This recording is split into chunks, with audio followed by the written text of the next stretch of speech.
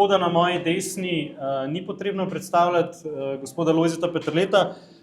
Bi vas pa na začetku, gospod Peterle, prosil za eno uslugo, namreč imamo unikatno priložnost, mislim, da prvič v zgodovini, ko imamo gospoda Lojzeta Peterleta in gospoda Ožbeja Peterleta za isto mizo, in to Ožbeja v odrasli starosti in popolnoma prostovoljno, da je tukaj. Tako da, gospod Peterle, kot rečeno, vas ni treba predstavljati tukaj sedečim, bi mi pa naredili eno uslugo, pa mi povejte, kaj je fajn vedeti o Ožbeju.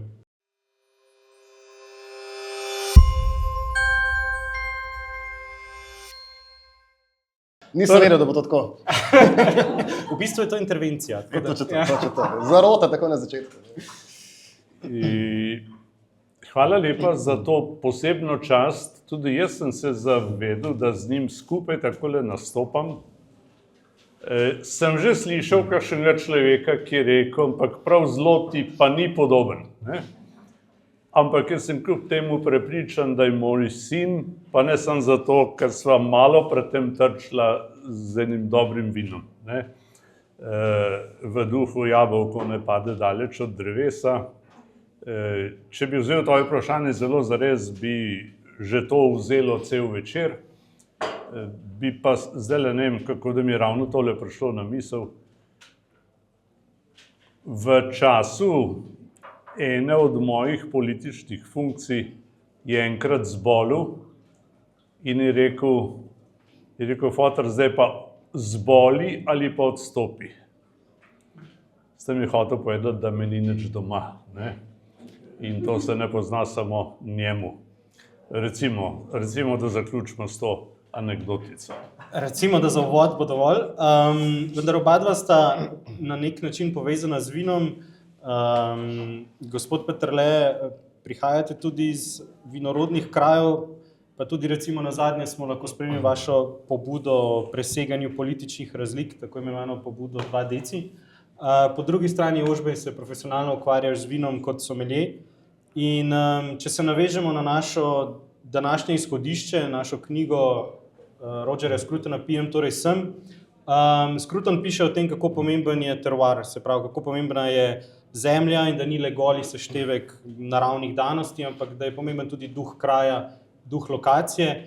In če začnemo pri vas, gospod Peterle, delovali ste v Bruslju, delovali ste v bistvu v Evropi, globalno, če tako gledava, vendar vseeno, kako gledate na to pomembnost lokalnega, ohranjanja pomena lokalnega nasproti vedno hitrejši globalizaciji?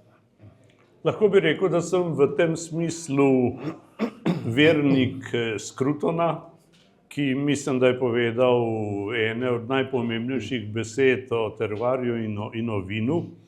In jaz se spomnim, kako je moj oče oziroma moja starša sta eno leto po Stalinovi smrti, 1954, kupila vinograd. Prej sta imela samo 1 hektar nerevne zemlje, potem sta pa dokupila 30 arov vinograda in to v krajih, kjer sta takrat učiteljevala Viktor Blažič in Pavle Zidar.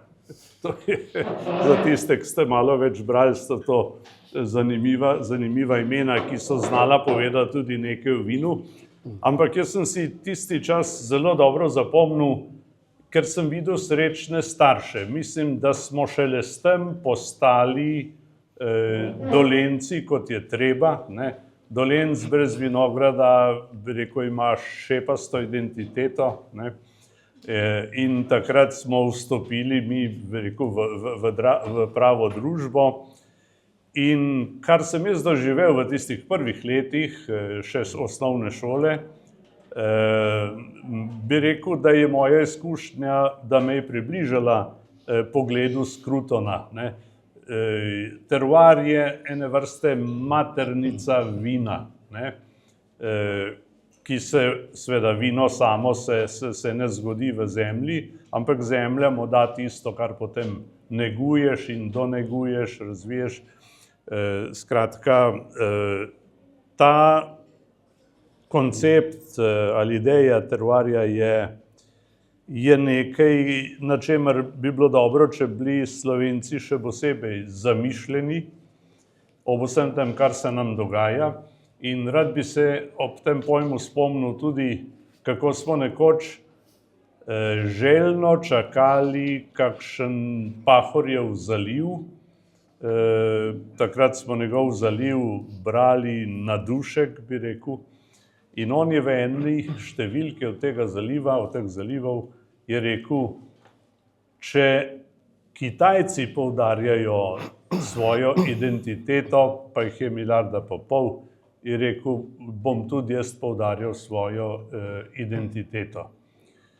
Jaz mislim, da je vprašanje identitete v sedanjem času postalo veliko bolj resno, zlasti glede na to, da ideologije nekatere želijo razvrednotiti, relativizirati ali še kaj več, neke osnovne skupnosti ali koncepte in družina in narod spadata k temu, ne. In jaz sem prepričan, ker je bila omenjena globalizacija, da globalizacija ne bo končala z narodi, lahko bo pa koga odneslo, ki ne bo dovolj zakoreninjen, ne.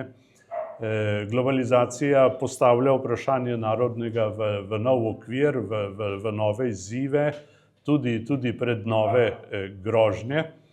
In ko se po Ljubljani gibljem, recimo v kakšnem avtobusu, dejansko poslušam čedalje manj slovenščine. Ljudje govorijo že polovico po angleško. Tako, rekel, tako rekoč avtomatično, ne.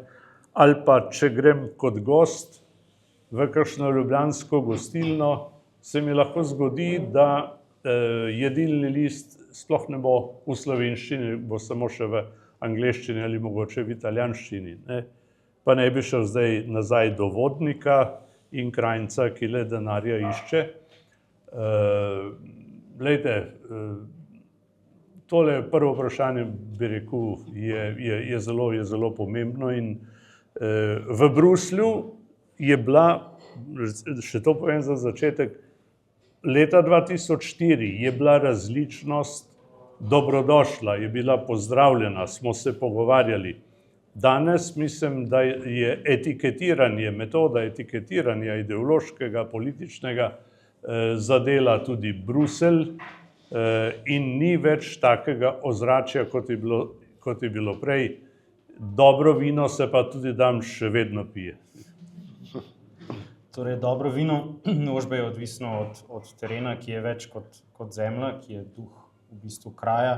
Kako ti gledaš na ta duh Slovenije, glede na to, da predstavljaš eno popolnoma drugo generacijo?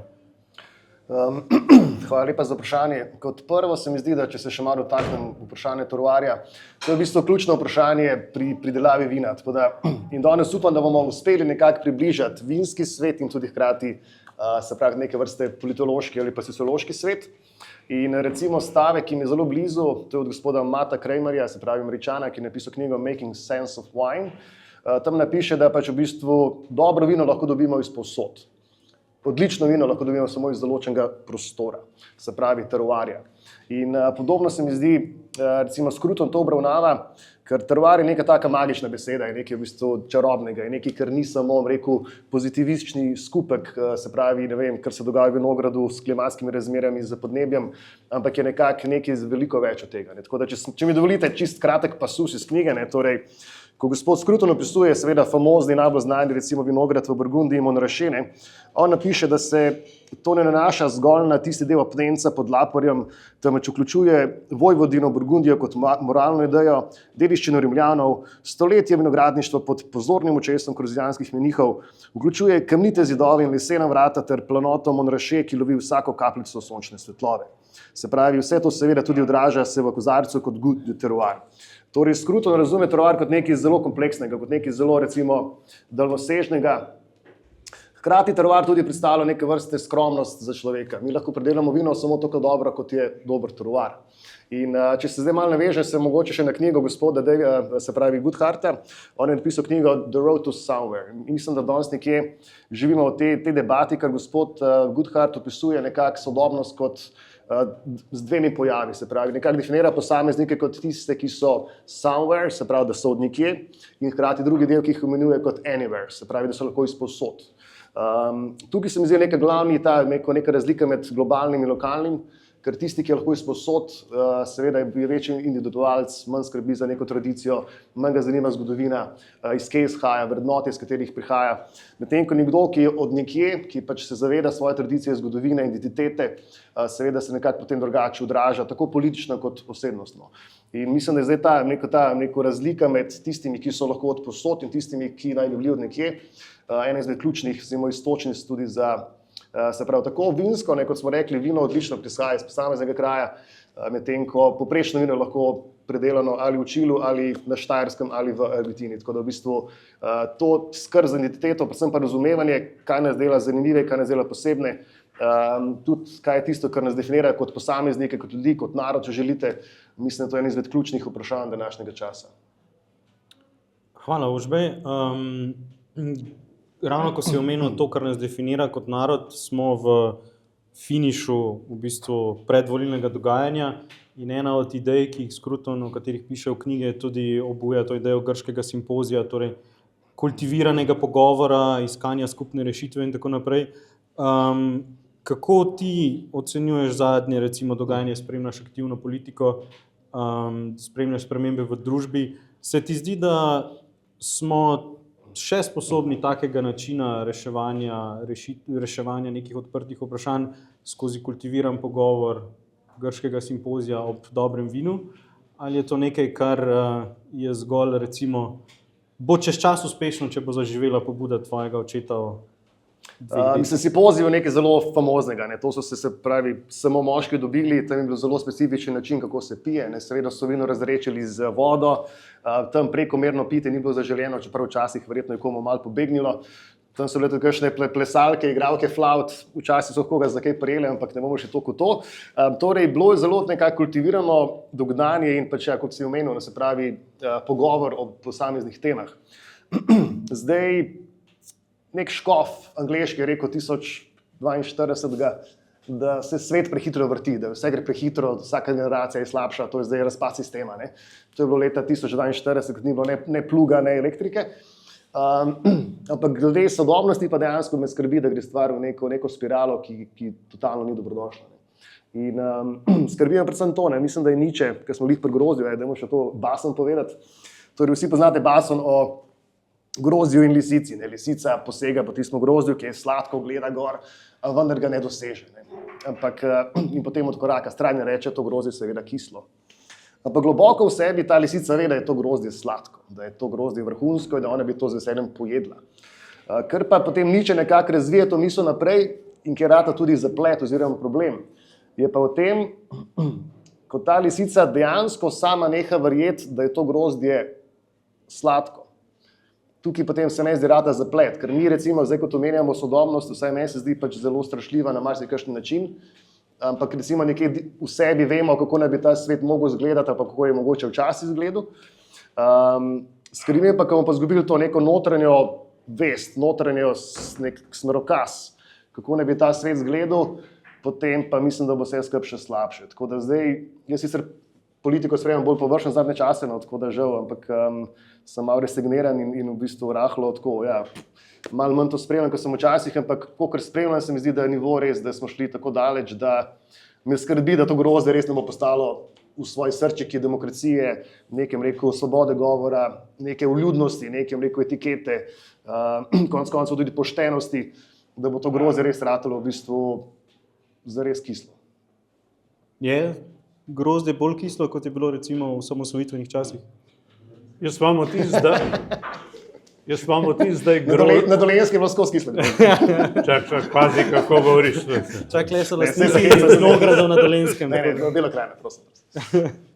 Lejte, jaz mislim, da je grozdje zelo kislo, da pa ni lisic, ki bi to ugotovile. In lejte, predpostavljam, da ste ljudje tukaj, ki ste vsaj kakšno soočenje videli na televizijah, ampak na nobenem soočenju niste videli na mizi vina.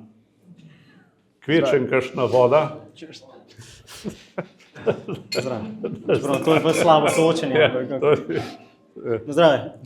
In Glejte, ideja 2 deci ni ideja penčevanja, ampak je ideja spoštovanja, nazdravljanje. Beko, ta gesta, ki se jaz spominjam iz naših časov, dvigen kozarc je nekaj ritualnega. Ti ne moreš nazdraviti nekomu, ki ga sovražiš, ki ga ne maraš, ki mu slabo želiš.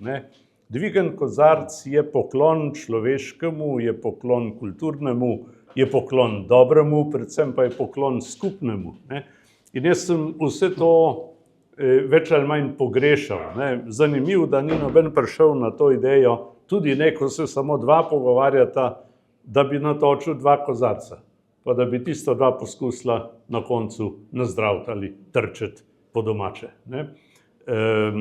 Kar pomeni, da je šlo pravzaprav za bolj, tako sem jaz to doživljal, za bolj zadrgnjene pogovore, v katerih tudi praviloma ni šlo za resnico. Resnica ni bila kriterij. Jaz si bom zapomnil ta soočenja predvsem po stavku ni res. Ves čas ni res.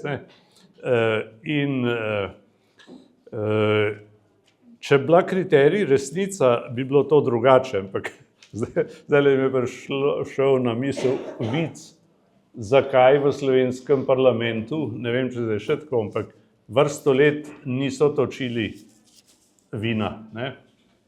A veste zakaj ne? Zato, ker je v vinu resnica. In jaz nalašč izpostavljam ta pojem, ki je blizu resnici in temu, kar o vinu in odnosu do vina uči Scruton. Scruton pravi, da ti vino približa realen svet. Te ne prevara, ampak ti omogoča en vpogled v realen svet. Skratka, lejte, da ne bom predolg na to temo. Jaz sem pogrešal ta simpozij, kot se mu reče, da ne rečem kot izgubljeno priložnost, glede na to, kar sem doslej poslušal. Ker je šlo bolj za to, kdo bo koga, ne kam bomo mogoče s skupnimi prizadevanji prišli. In ideja simpozija je ideja nekega skupaj. In jaz to idejo že dolgo časa pogrešam. In veste, da rad govorim o modelu, ki se je pri nas uveljavil nazaj, tako naših in manj naših. In čim večja razlika med našimi in drugimi, tem manj se dviguje kozarce in nazdravlja. Jaz bi si želel, da bi imeli toliko simpozija, toliko kulture, tudi toliko veselja drug z drugim, da bi po nekih pogovorih z veseljem dvignili čaše, si pogledali v oči in si tudi zaželeli kaj dobrega. Pa se vam zdi, da je to zgolj stvar predvolilnega boja? Ali je to stvar, ki se dogaja, je res ta spirala navzdol, kot je omenil Užba? Ta slika ni zgolj izraz volilne tekme, ampak je izraz stanja duha, ki se že nekaj časa dogaja. Če boste brali zakonca Hribar, vas bodo peljali do Valhuna in Črtomira. Ona dva mislita, da je bilo že takrat vse narobe in da se je razkol zgodil že takrat. Jaz mislim, da premalo vemo, da bi tako natančno govorili o tistih časih. Vemo pa seveda veliko več o kakšnem drugem dejstvu, ki je pripeljalo do razkola, in o tem bi se dalo povedati kaj več. Zdaj za simpozij, če se vrnem k temu pojmu, predpostavka za to, da pogovor steče, je ta, da imata vsaj 2 različna to željo, da se kaj pogovarjata. Jaz pri nas ne vidim te osnovne želje. Mi živimo v 2 Slovenijah. Tako jaz temu rečem.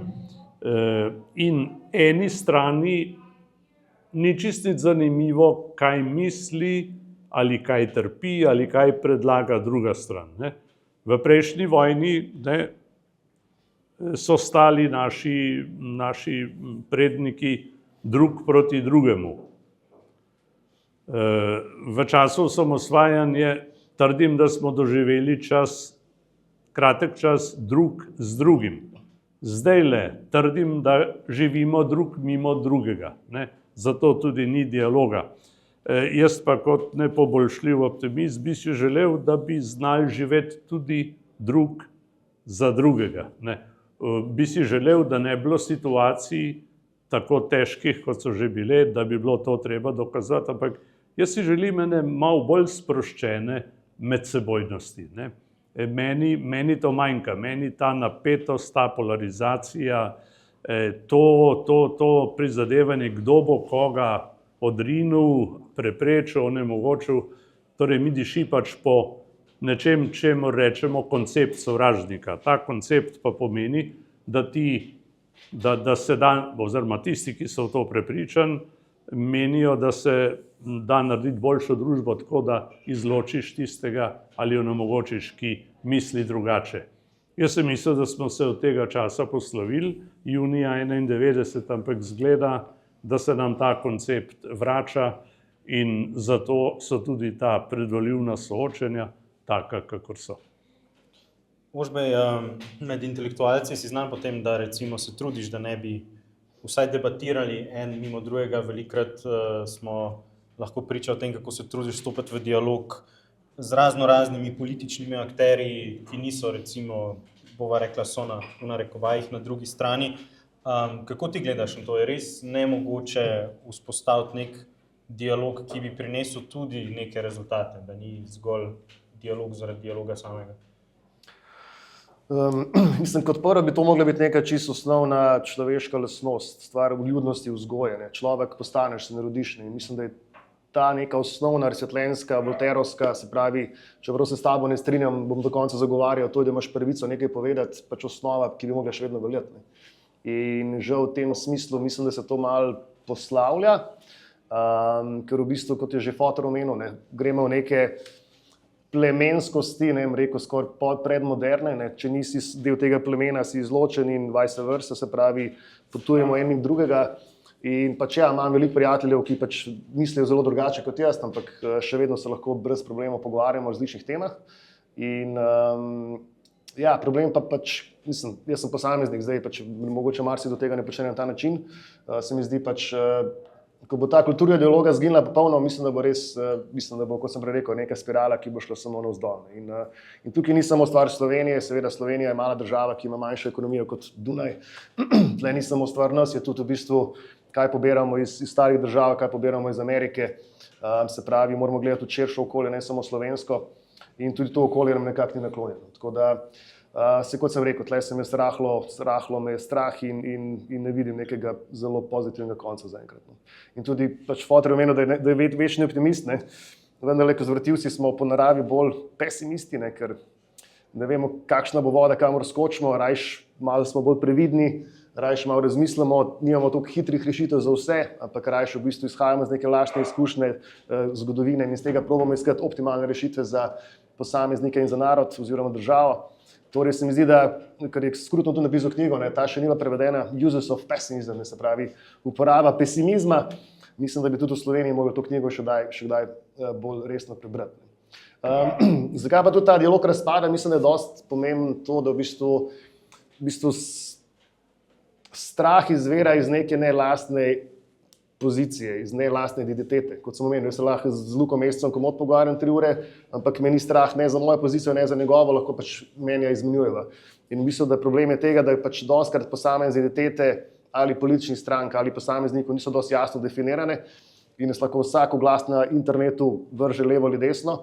In ko se pač v človeku pojavi strah, je tudi odpor do vsega neznanega, tujega, hitro ratamo, bom rekel, jezni ali pa še kaj drugega, tako da v bistvu mislim, da je problem tudi to, da dejansko pač kreiramo ali postvarjamo manj zrele in manj v bistvu pač, ne mislim individualne v smislu same individualnosti, ampak manj zreli ljudi. In v bistvu tukaj mislim, da je tudi problem čisto na neki širši ravni, da smo manj opremljeni za neko normalno življenje, kot bi mogoče mogli biti. ker to tudi vključuje pogovor z drugače mislečimi, sobivanje, da se pač zmenimo tudi za to, kaj bomo skupaj počeli, česa ne bomo, ampak kot narod bi mogli imeti določene stvari, se mi zdi, nacentrirane v eni smeri, glede ostalih stvari bi se lahko seveda pač se lahko vedno kregamo, se mi zdi. A lahko nekaj rečem? Moram reči, da že dolgo nisem imel prilike toliko časa poslušati svojega sina. Aj mati tukaj, matka ni tle, ne? Vsak posebej. Ampak bi zdaj rekel, lej, brez všečkanja, ne, da mi tvoj konzervativni pesimizem vliva optimizem. Če se dotaknemo eno druge teme, ki je morda tudi v knjigi, namreč oba dva sta omenjala skrb za teren, skrb za svoje okolje, kar za sabo potegne tudi ukoreninjenost v to okolje.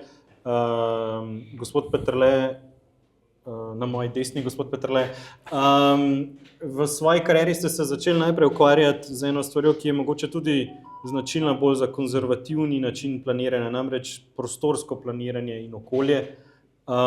Tudi potem v Bruslju ste se veliko ukvarjali s tem področjem.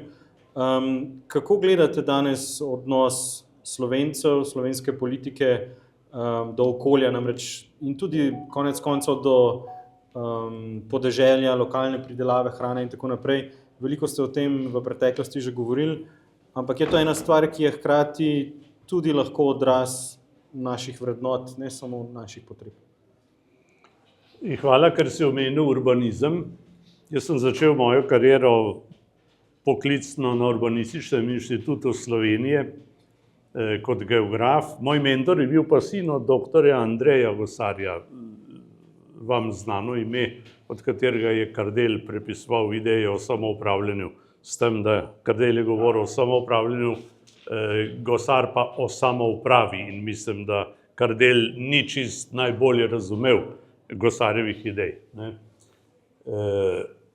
Ker če bi šel po liniji samouprave, bi se mogoče samoupravljanje končalo ali pa začelo že drugače, kot se je.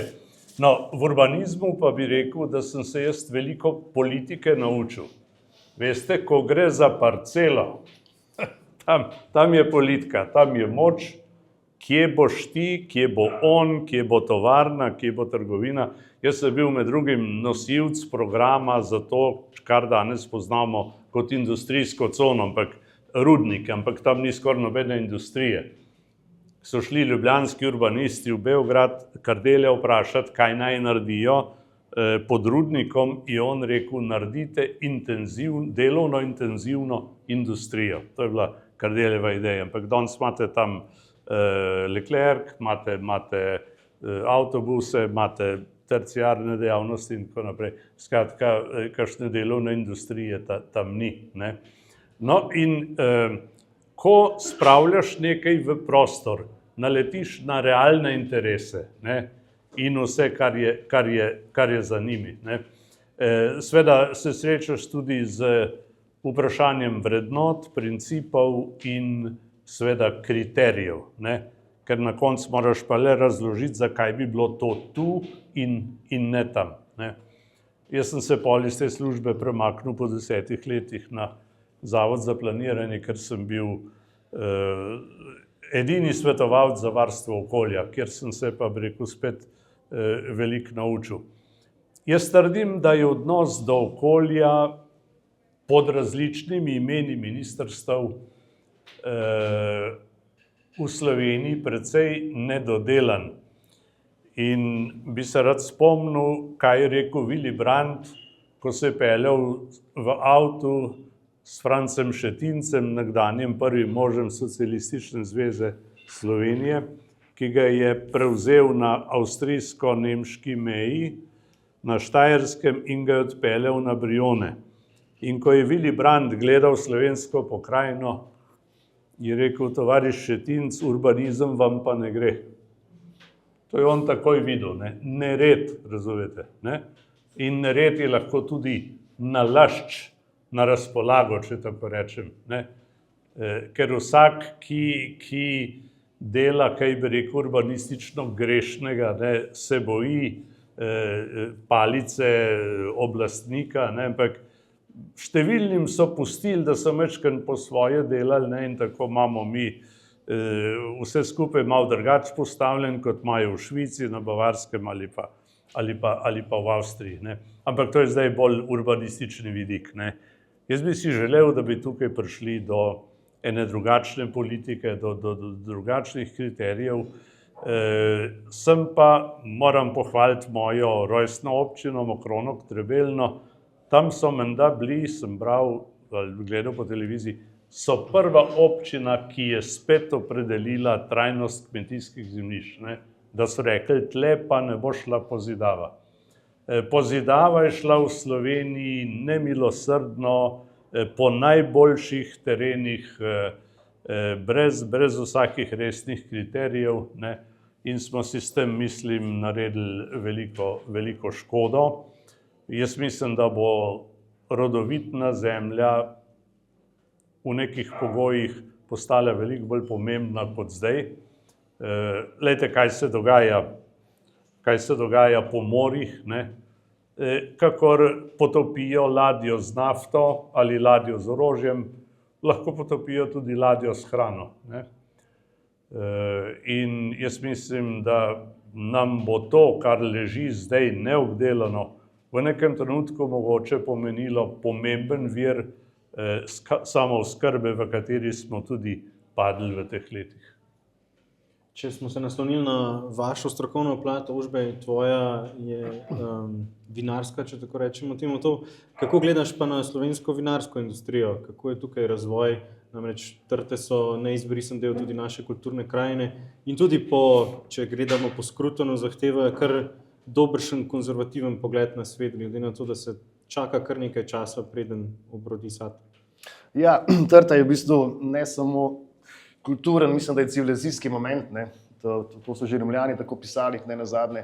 Trta, za razliko od ostalih poljščin, je prednji vi posadite, rabite 3 leta, da sploh ona rodi, se pravi, že tako, če govorimo o prejšnjem času, ko so bili še bolj nomadski, ne? Ti si prebral 3 leta, da so trto posadil, da je rodila in da si potem predelal nekaj iz tega ven. In že ta proces je toliko daljnosežen, da človeka prisili, da se malo ustali, umori, da nekako kontemplira. In trta, mislim, da je to eno izmed najboljših delčkov naše slovenske identitete. Mi v bistvu, mi smo edini, ki imamo vinsko napitnico za himno na svetu. Ne. Mislim, že to je po svoje zanimivo. Imamo pač, kljub temu, da imamo 15 hektarjev, oziroma zdaj že manj, imamo kar 25,000 vinogradnikov. Ne. Torej, vsak od vas, ki sedite, poznate nekoga, ki predeluje vino, grem staviti. In mislim, da slovenska identiteta bo umrla tisto sekundo, ko en Slovenc ne bo poznal enega drugega Slovenca tako kot prijatelja, ki vino prideluje. Ali da dela salame, ali da karkoli že. Ker to je v bistvu toliko nekako korenjeno v našo identiteto, da brez tega mislim, da ne moremo. Tako da v bistvu je pa ta seveda romantična zgodba tudi rahlo bolj težavna. Pesimistična, nažalost, ker v bistvu če pogledamo to, da je povprečen vinograd v Sloveniji velik 1,26 hektarja, se pravi, ni 1,26, torej 1/4 hektarja je povprečen vinograd v Sloveniji, v Posavju govorim, v Sloveniji je približno manj kot pol hektarja, se pravi, te stvari niso ekonomsko uspešne oziroma upravičene. Torej, kar pomeni, da večina teh starejših vinogradnikov na Dolenjskem, Štajerskem, tudi konec koncev Vipavi in še kje druge, v Vipavski dolini, to so ljudje, ki delajo vino zase in za svoje prijatelje. In ko bo ta starejša garda nekako se postarala in mlajša generacija tega ne bo prevzela za svoje, ker je to veliko dela, časa in še kaj drugega. Mimogrede, recimo za 1 hektar koruze vi rabite 11 delovnih ur na leto, da posejete in požanjete to koruzo. Za vinograd rabite v Sloveniji, ker imamo vse na hribčkih, nič ni skoraj mehanizirano, 150 do 350 ur dela. En mora to delati, to je veliko časa, to je veliko denarja, če želite. Ne. Torej, ta stvar, koliko je že romantična, po drugi strani potrebuje tudi ekonomski vidik. Ne. Tako da, ampak ja, že nekaj časa si želim napisati članek, si lahko vinar in hkrati nisi konzervativec. Po svoje rahlo, rekel, kontroverzna teza, ne. Ampak če se vrnemo k gospodu Burkeu, ne, se pravi očetu konzervativne filozofije, on je vedno govoril o tem, da pač mora biti nekako da mora obstajati pogodba med živečimi, mrtvimi in še nerojenimi, se pravi, da mora obstajati neka pogodba, ki ima neko trajnost da si nekako, in to pomeni, da si predajamo stvari naprej. Recimo, zanimivo, da je Fotor kot vendarle ponovni član Ženske zveze Nove Slovenije, da je v bistvu toliko govoril o ohranjanju okolja, ker se meni zdi, da tudi to je konec koncev bi mogla biti, to je po definiciji konzervativna tema, ne? Pač želimo ohraniti okolje za naše zanamce, se mi zdi. Ampak isto je z vinarji, če imaš 5, 6, 8, 10 hektarjev in želiš to prenesti svojim otrokom, se pravi, moraš ti točno vedeti, kaj boš sadil, kako boš to zemljo obrenoval, s čim boš šprical. Konec koncev tudi glede poslovnosti, katere sorte bodo popularne čez 10-15 let. Se pravi, moraš vedno razmišljati, po eni strani ohranjati dediščino svojih staršev in po drugi strani dati to dediščino naprej, se pravi, novim rodom. Tako da jaz mislim, da v neki fazi bo ta članek treba napisati, da si težko vinar, če nisi konzervativc. Po drugi strani pa, da ne bomo samo pesimisti, vidim tudi veliko pozitivnih stvari v slovenskem vinskem svetu, veliko je uspešnih prevzemov, recimo mladih vinarjev, recimo, če gledate Lana Kristančiča, Jureta in recimo Jakoba Simčiča, če gledate Mateja Zarota v Istri, v Izoli, Šuklete, konec koncev, kjer danes sedimo, degustiramo in pijemo in se pogovarjamo. To so lepi primeri, kako v bistvu nov rod prevzame zgodbo, jo celo dvigne še mogoče na višjo raven. In v tem smislu mislim, da ljubezen do vina, do te tradicije, konec koncev do estetike, do prijateljev, mislim, da bo obstala, ker z nami je ta zgodovina že 8000 in več let. Torej, jaz mislim, da kljub vsem poskusom, da uničimo vse, kar vsebuje tudi alkohol, mislim, da bo to preživelo, sploh pa vino, ker je pač najbolj kompleksna in najbolj zanimiva pijača na svetu, da v bistvu bo obstala tako ali drugače. Lahko tukaj eno informacijo dodam. Jaz se spomnim, leta 90 je slovenski protokol kupoval vino pri samo enem vinogradniku in to je bil Kristančič. Protokol je poznal samo to vino. Novija, misliš, ne, Kristančič? In je bilo tudi veliko,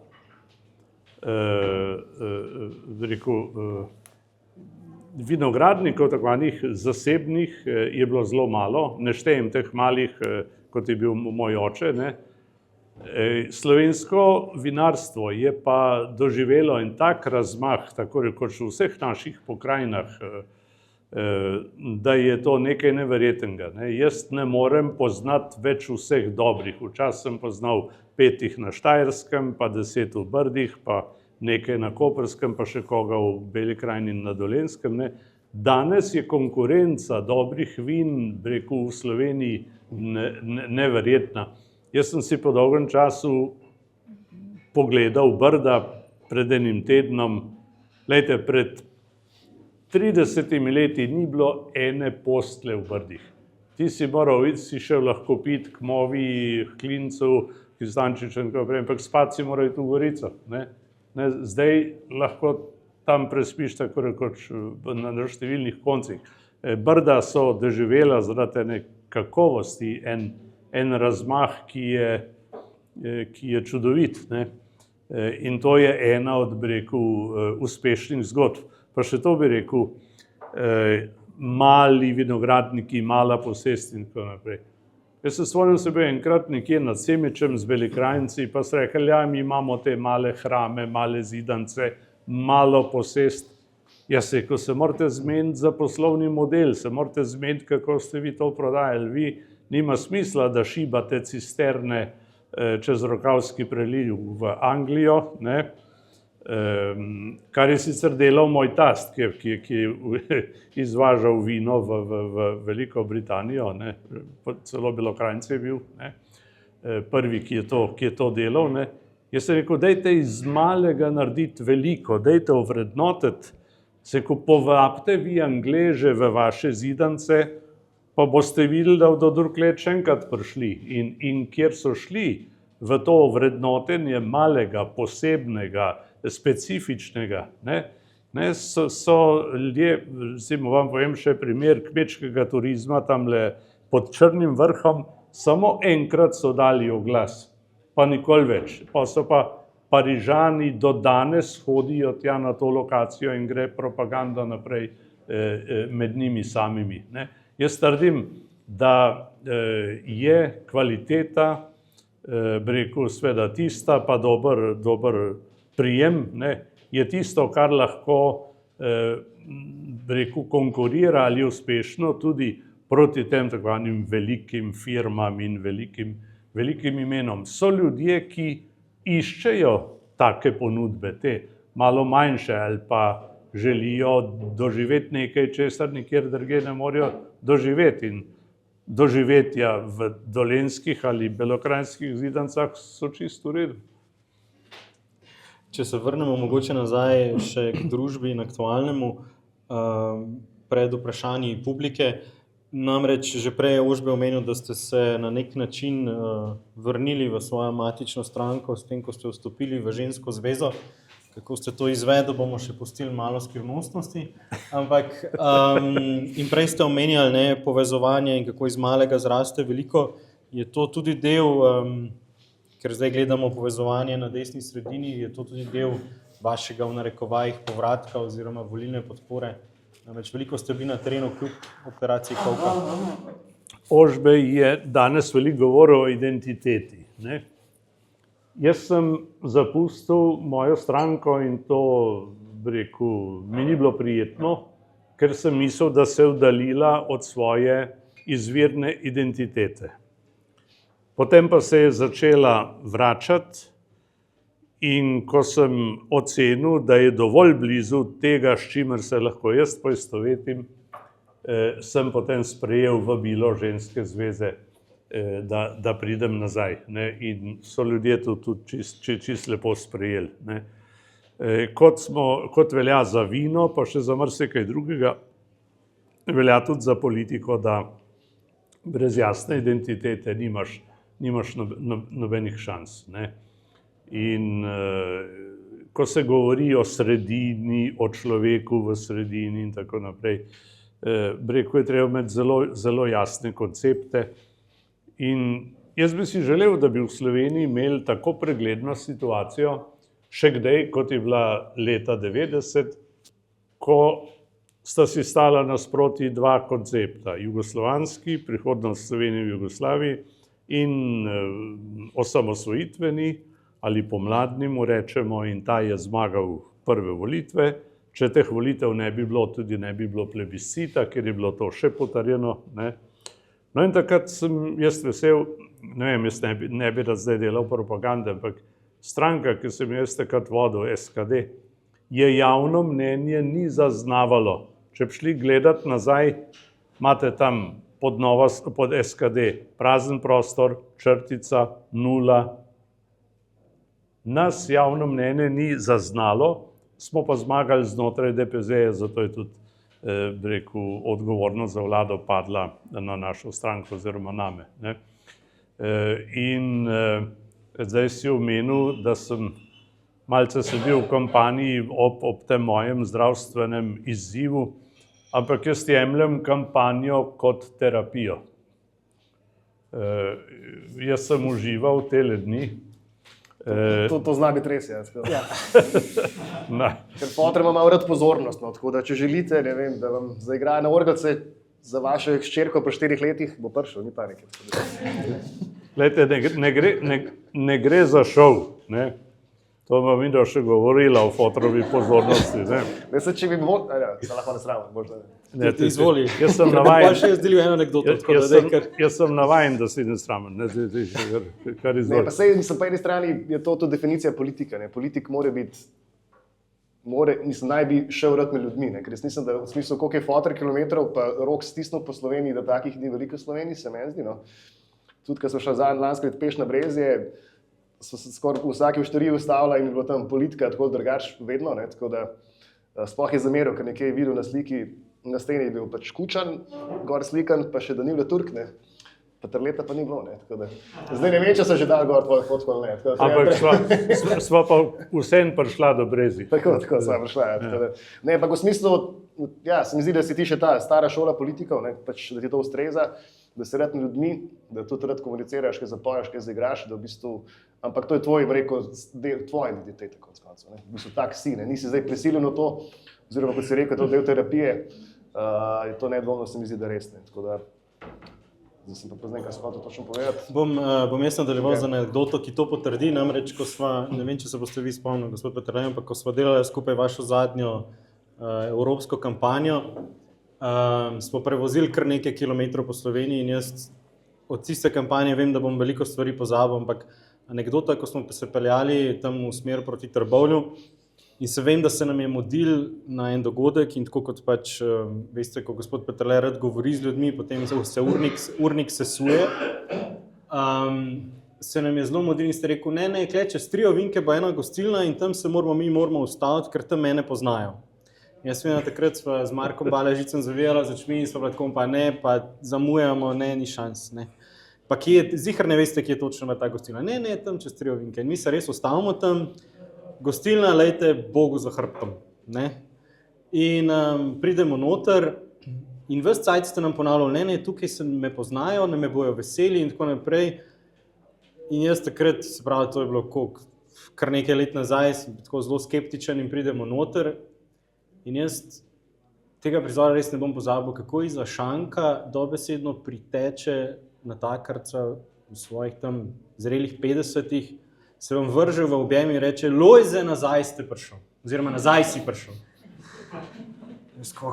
Gospod Peterle je redno zahajal v Trbovljske hribe, pital, kaj je bila fora. In potem pač za šankom so bili še 4 lokalni redni gostje te gostilne, en se je še z vami slikal. In pa, ko ste se vi z njimi pogovarjali, jaz leto na takarco potegnem stran pa rečem, pa dobro, dajte mi povedati, koliko pogosto pa gospod Peterle sem pride. Ja ne, ko je imel kampanjo za osamosvojitev, je bil klej in je rekel, da pride nazaj. Prosim. Tako da ja, terenska kampanja deluje, če smo se kaj, mislim, da vsi od te generacije naučili, je to. In mogoče na tej točki vprašanje iz publike, če ima kdo za oba oziroma kogarkoli od mojih 2 gostov, ker izvolite z besedo na plan. Kar nekaj vas poznam, tako da vas bom po imenu podrezal, če se kdo ne bo kaj spomnil, da si hiter.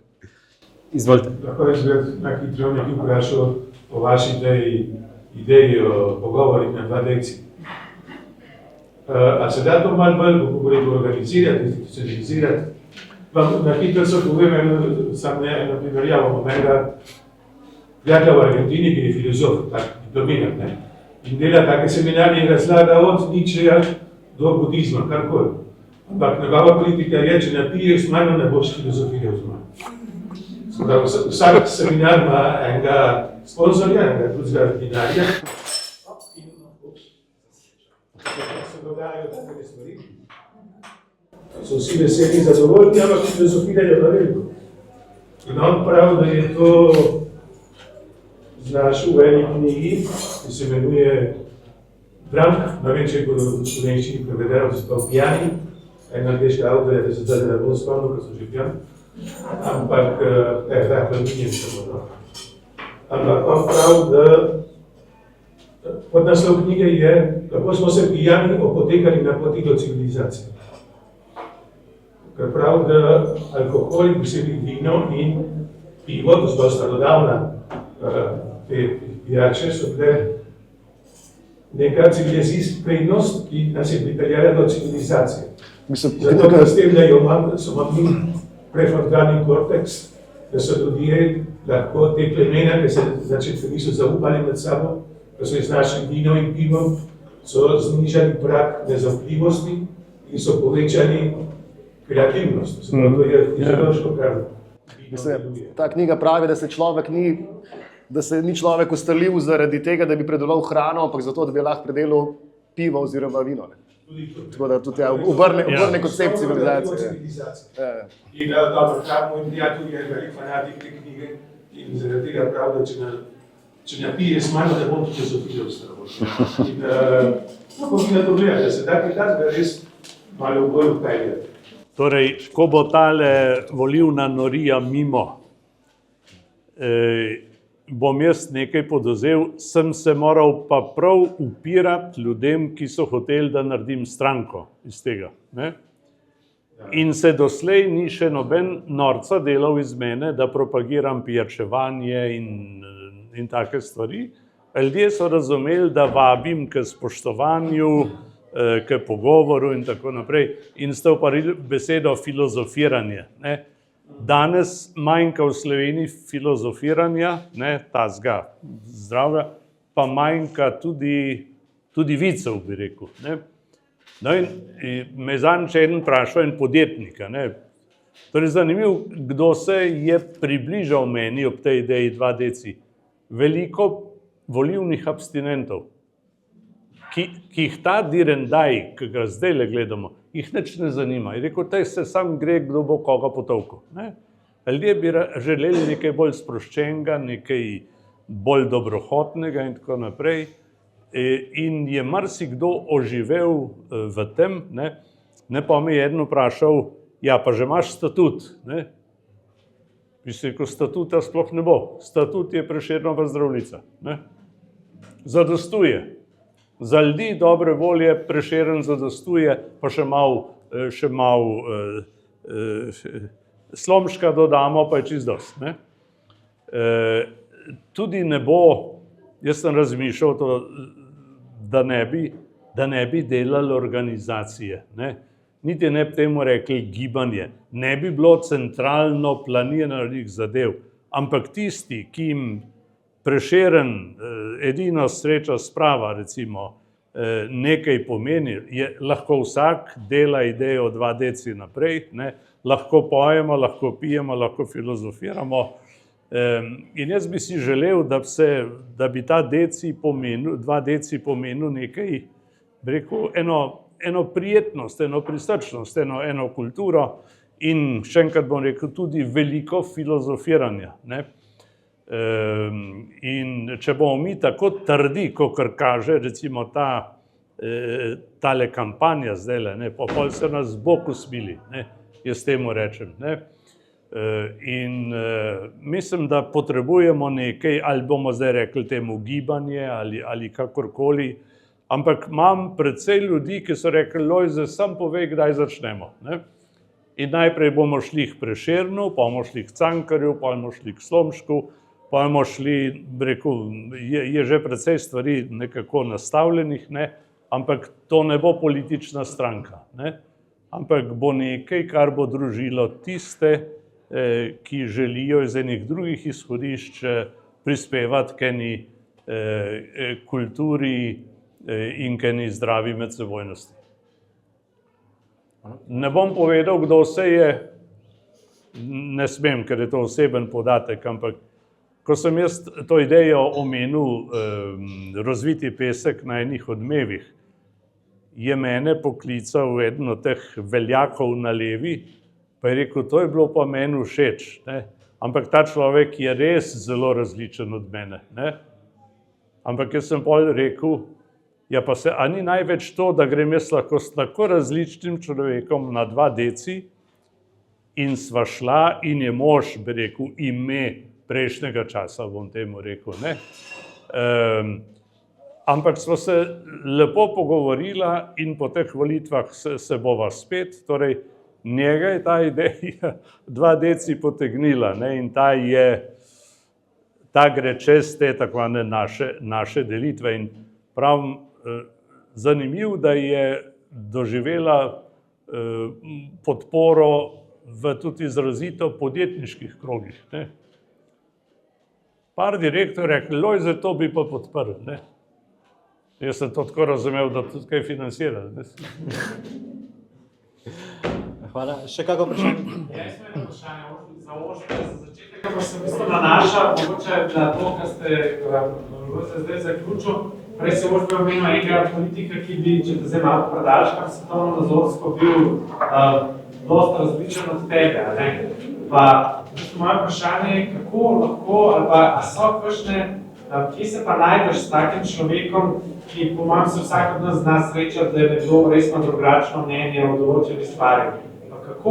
Kaj mogoče so skupne točke, ali lahko to, kako ste omenili, ali je to vino, ali lahko nekaj drugega, da v bistvu vsem uspeš preideti te razlike, ki so lahko včasih tudi zelo velike, da pa vsem neko temo podpreš s takim človekom.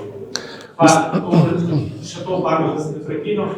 Lahko tudi to neka stvar, ki se mi zdi, da imate oba z očetom to, da pač iščeta neko povezovanje tudi izven tega, se pravi vaši. To tako malo se da nauči.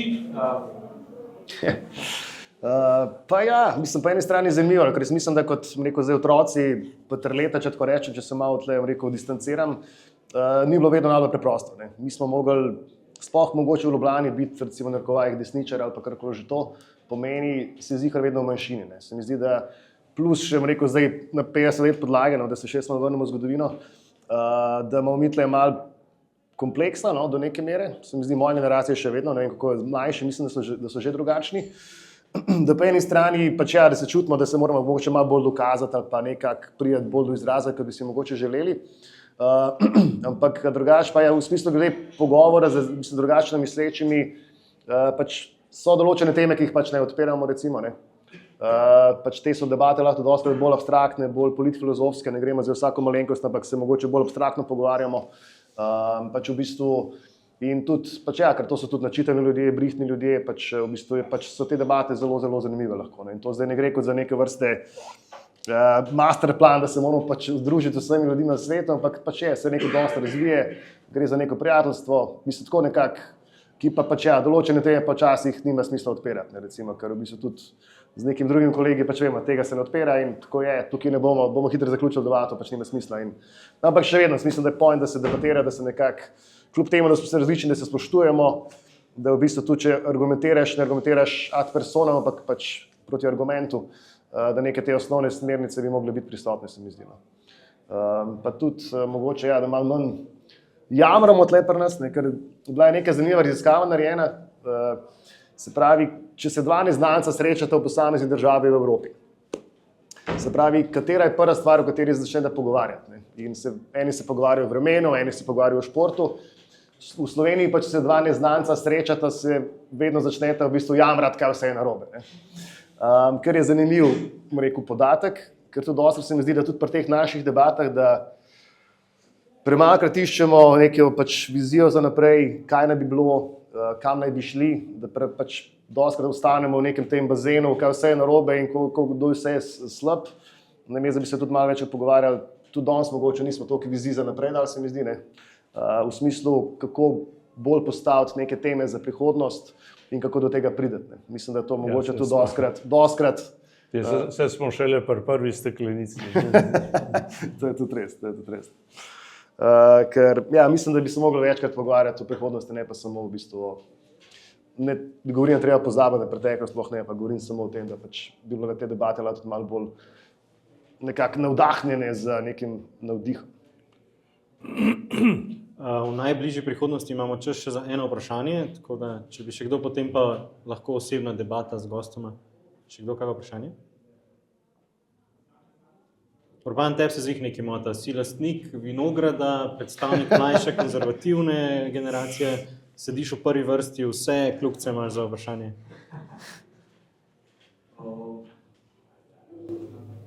Kaj pa meni se v bistvu posebno tem se mi najbolj poraja misel o pač v bistvu ves čas ugotavljamo, da na najvišji politični ravni, se pravi na ravni države, parlamenta, vlade in tako naprej, smo praktično obupali nad temi debatami, ugotavljamo pa, da so možne v nekih zelo drugačnih krogih, v nekih pač gostilni, v trgovlah ali pa skratka, ves čas se mi zdi, se pojavlja ta koncept subsidiarnosti, ker se mi zdi, da najbolj manjka pa v vseh levo-desnih debatah glede od socialne države do gospodarstva, do kmetijstva in vsega ostalega. Tako da me mogoče najbolj zanima vaš pogled na to,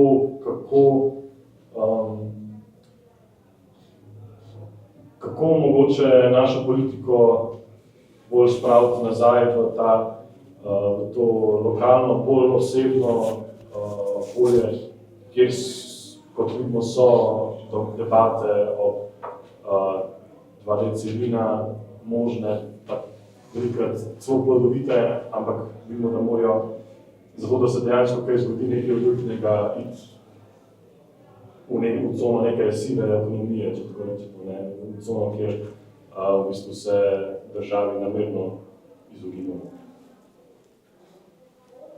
So trle starejši?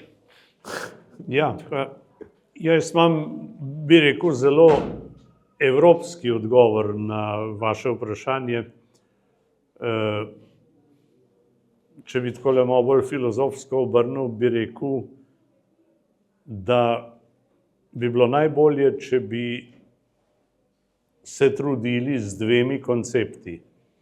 Eden je koncept dostojanstva. Mi imamo različne identitete, imamo pa enako dostojanstvo, nihče nima lepšega, gršega in tako naprej. Drugo je pa koncept skupnosti, ne. Koncept skupnosti je zadeva organske paradigme in je tuj koncept sovražnika, ki sem ga omenil prej, ne. In seveda koncept dostojanstva, ki so ga uveljavili, predno so podpisali tisto prvo pogodbo o jeklu in premogu, skupnosti, ne, o jeklu in premogu, so se Adenauer, Schuman, De Gasperi in tako naprej zmenili, da bo podlaga nove evropske stavbe spoštovanje vsakega dostojanstva, oziroma dostojanstva vsakega, ne. In jaz mislim, da je to tisto, kar je lahko tudi izvozni artikel Evrope. Pravijo soft power, ampak mi bili lahko močni v tej mehki moči, če bi bili malce drugačni, zdajle ne bi govoril o zelo močni Evropski zvezi, ampak kjerkoli po svetu sem bil, so pozdravljali to idejo dostojanstva, ne. Zdajle ravno ne diši po njej v svetovnem merilu, ne. In jaz mislim, da za nas, ki smo to tudi podpisali, ko smo vstopili v Evropsko zvezo, ali pa imamo tudi v lastni ustavi, bi bilo najbolj, če bi se tega držali, če bi bil vsak dobrodošel, ne. Zdaj imamo stanje v deželi, v kateri ni vsak dobrodošel, pa ne bi šel zdajle v volilne teme, pa pridemo pol v davke in v čakalne vrste, pa komu so krave ukradli, pa komu so martinovanje prepovedali, pa take stvari, ne.